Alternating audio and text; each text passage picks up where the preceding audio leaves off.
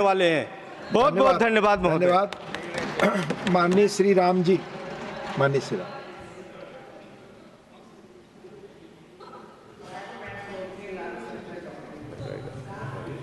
धन्यवाद मान्यवर कि आपने मुझे महामहिम राष्ट्रपति जी के अभिभाषण की चर्चा में बोलने का अवसर दिया, और साथ ही मैं आभार व्यक्त करता हूं अपनी पार्टी के मुखिया आदरणीय बहन कुमारी मायावती जी का भी।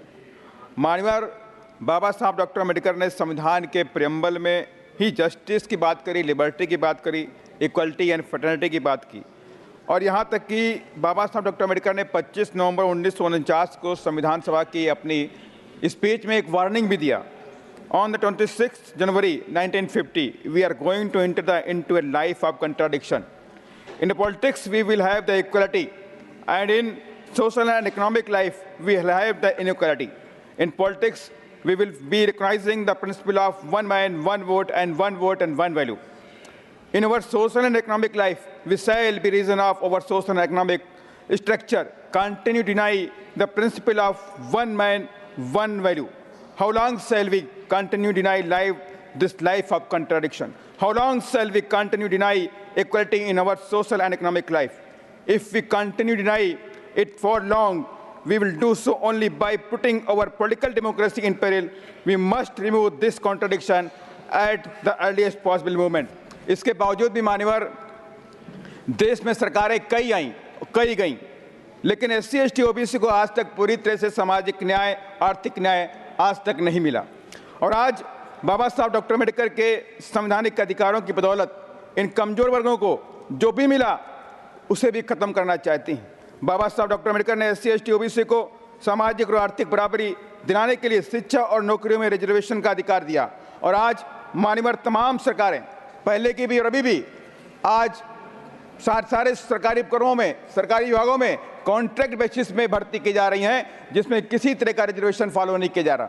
मान्यवर, अगर देश के लोग जॉब नहीं करेंगे, नौकरी नहीं पाएंगे, तो देश आगे नहीं बढ़ेगा। वही हालात होगा जिस तरह से अमेरिका के अंदर हमें वापस भेज रहे हैं कैदी बना करके। मान्यवर, मैं आपसे कहना भी चाहता हूं, लेकिन मान्यवर, सरकार कमजोर वर्ग की शिक्षा को लेकर भी जरा गंभीर नहीं है। इससे पहले भी नहीं थी और ये सरकार भी गंभीर नहीं है।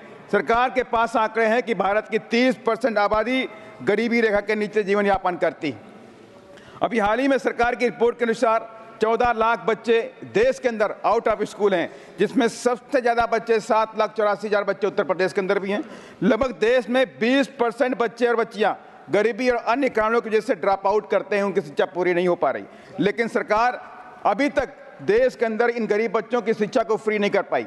मैं आपसे रिक्वेस्ट करना चाहता हूं, उत्तर प्रदेश में जब माननीय बहन जी की सरकार थी, देश के अंदर पहला राज्य बना उत्तर प्रदेश, जहां पर गरीबों की शिक्षा को फ्री किया गया। किसी भी तरह की शिक्षा लें, पूरी तरह से फ्री थी। मान्यवर, SC ST कमजोर वर्ग के प्रति सरकार कमजोर इच्छा शक्ति की वजह से पूरे देश में दलितों, आदिवासियों पर अत्याचार और दलित बच्चियों के साथ बलात्कार और उनकी हत्या रुकने का नाम नहीं ले रही।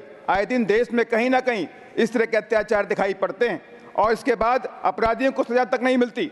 परिवार के अधिकांश मामलों में न्याय तक नहीं मिलता। दबंगों और अपराधियों की राजनीतिक ऊंची पैठ पुलिस पर दबाव बनाकर केस को रफा दफा किया जाता है और कई मामलों में पुलिस रिपोर्ट भी कमजोर लगाती है। यहाँ तक कि कोई हिम्मत जुटाता है अन्याय के खिलाफ लड़ने की, तो मान्यवर उसके ऊपर कहर बरपाए जाने का काम भी किया जाता है। मान्यवर, इसका एग्जाम्पल मैं देना चाहता हूँ। इसका एग्जाम्पल मध्य प्रदेश के टीकमगढ़ का है। अंजना अहिरवार, जिसके साथ में सेक्सुअल हरेसमेंट किया गया, उसने उस अन्याय के खिलाफ आवाज उठाई। 9 महीने के अंदर परिवार के 3 लोगों की हत्या कर दी गई और आखिर में इस बच्ची को भी संघर्ष करते करते अपनी जान गंवानी पड़ गई। मान्यवर, मैं आपसे कहना चाहता हूं कि इन सब चीजों को रोकने की जरूरत है। ये देश के लिए कलंक है। मान्यवर, मैं इसी बात को लेकर लास्ट में एक बात कहना चाहता हूं। पूरे देश में बाबा साहब की प्रतिमा और उनके संविधान को लेकर के कुछ मनवादी मानसिकता के लोग उसे क्षतिग्रस्त करते हैं। अभी हाल ही में खुलेआम पंजाब में देखने को मिला।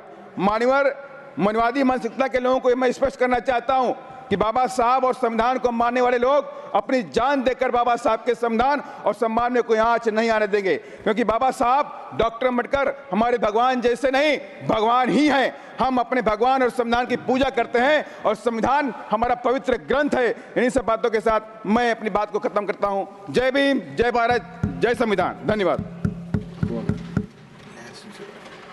श्री लहर सिंह सिरोया।